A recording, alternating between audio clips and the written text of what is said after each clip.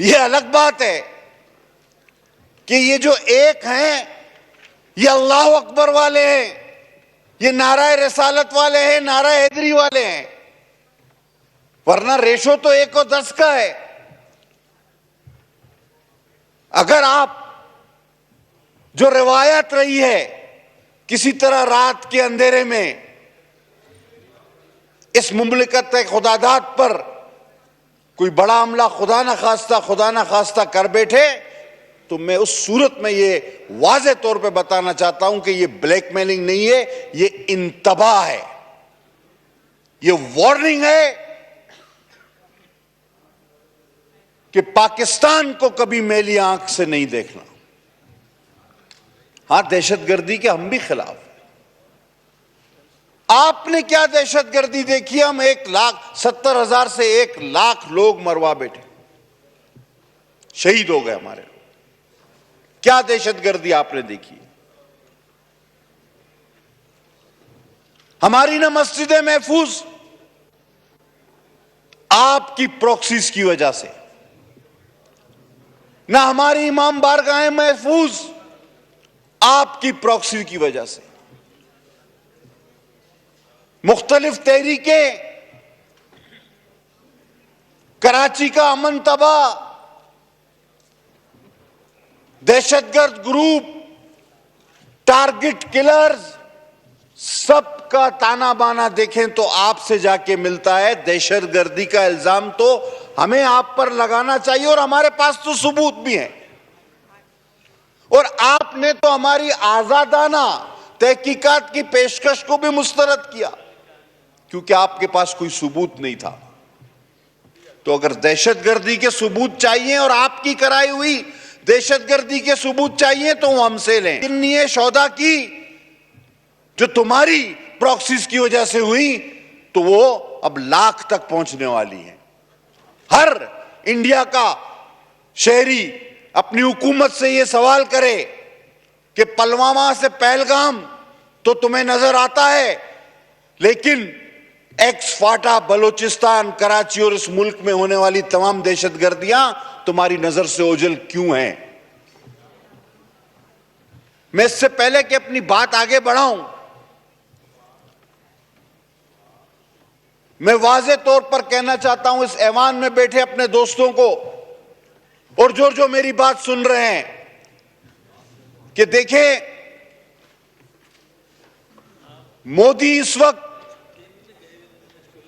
शिकस्त खोरदा है और इस आदमी की तारीख रही है। मैं सिर्फ एक आदमी की बात कर रहा हूं इसकी। आप गुजरात देखें या दूसरे वाकयात पे इसकी मुहिम जोई देखें, ये अपनी सियासी शोहरत के लिए हमेशा लाशें मांगता है, लाशों पर सियासत करता है।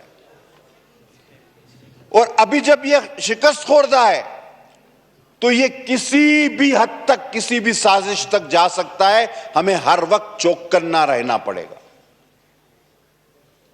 सीज फायर अपनी जगह, जंग बंदी अपनी जगह, लेकिन आज उस मुल्क के अंदर से जो आवाजें उठ रही हैं, मोदी का चेहरा बेनकाब हो रहा है, वो अपनी फेस सेविंग के लिए किसी भी खतरनाक हद तक जा सकता है और हम उसका जवाब देने के लिए भी पूरी तैयार बैठे हुए हैं।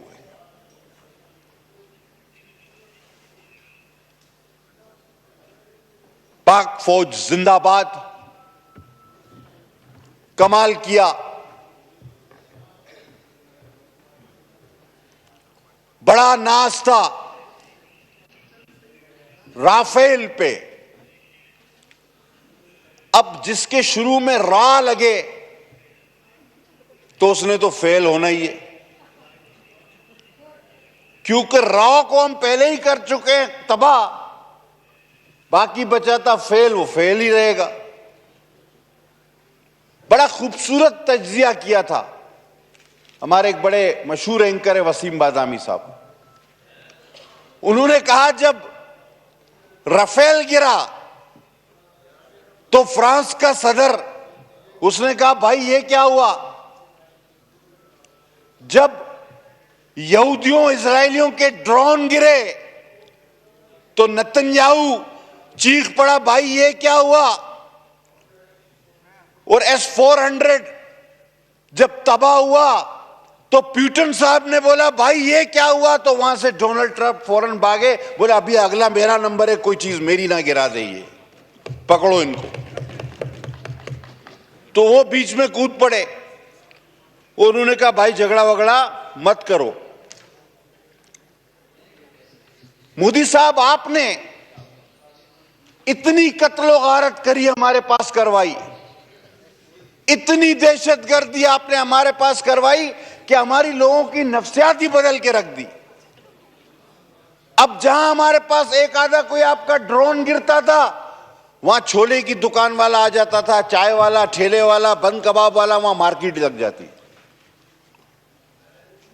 और बहुत सारे लोगों ने तो यह भी गिला किया, यार छोटा मोटा ड्रोन हमारे इलाके में नहीं गिरा रहे हो आप लोग, यानी ये गिला पाकिस्तानी कर रहे।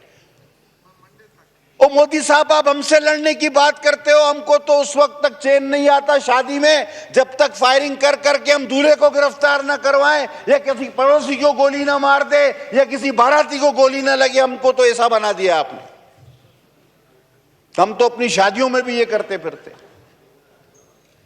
आपने हमारी नफ्सियात के साथ गुज़िश्ता 30 साल से 40-50 साल से जो प्रॉक्सीज की हैं, आपने हमें खुद नाकाबिल तस्खीर बना दिया। अल्लाह ने बनाया, उसके बाद तुम्हारा भी इसमें बड़ा हिस्सा है।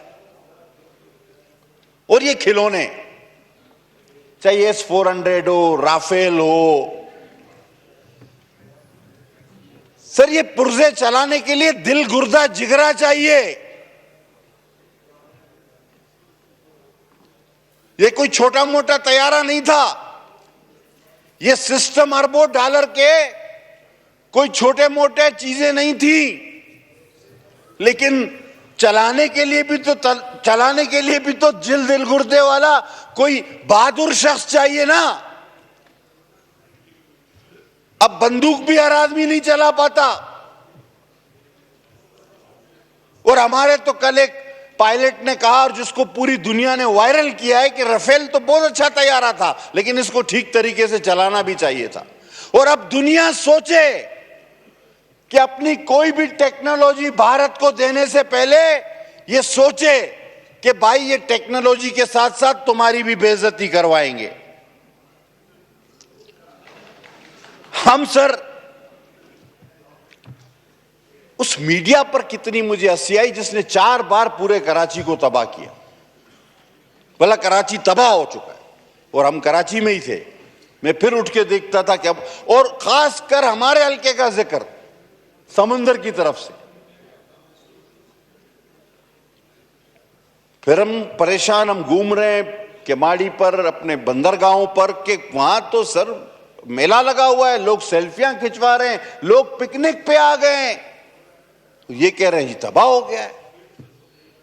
मैंने इतना कॉमेडी से भरपूर और अंधा मीडिया दुनिया का नहीं देखा। ये कॉमेडियंस थे। और कल मैं एक वीडियो देख रहा था, उसमें कहा कि एक उनके एंकर की चीख के कि जी हमारी फौज घुस गई, तबाह कर दिया, उसके गर्दन की रग फट गई। अंदाजा करो, ये हाल है इन पागलों का। और यहां पर क्या था? कुछ भी नहीं। तो ये खिलौने सर, हर शख्स का काम नहीं चलाना। मैं सलूट पेश करता हूं कि हमने सब्र किया, हमने एक दिन सब्र किया। इन्होंने हस्बे रिवायत रात के अंधेरे में हमला किया। हमने दूसरे दिन सब्र किया और अल्हम्दुलिल्लाह फिर तीसरे दिन सुन्नत नबवी के तहत हुजूर सल्लल्लाहु अलैहि वसल्लम ने फरमाया था कि दुश्मन पर भी रात के अंधेरे में वार न करो। हमने फजर की नमाज पढ़कर अल्लाह अकबर के नारे के साथ हतफ दागे हैं उन पर, और ऐसे दागे कि फिर उनकी नींदें आराम हो गई। और वो चीखें अभी तक बंद नहीं हो रही। हतफ चलाने वाले भी बहादुर थे, और यही हतफ खुदा ना खास्ता तुमको दो तो ये राफेल वाला हाल हो जाएगा। बोलना मैं ये चाह रहा हूं कि तलवारें बहुत हैं लेकिन जुल्फकार जैसी कोई नहीं, तलवार बाज बहुत हैं लेकिन अली जैसा कोई नहीं। ला फता इल्ला अली ला सैफुल्लाह या जुल्फकार। तो हर हथियार के पीछे एक शख्सियत होती है। लिहाजा इस ऐवान अपने हलके की नुमाइंदगी करते हुए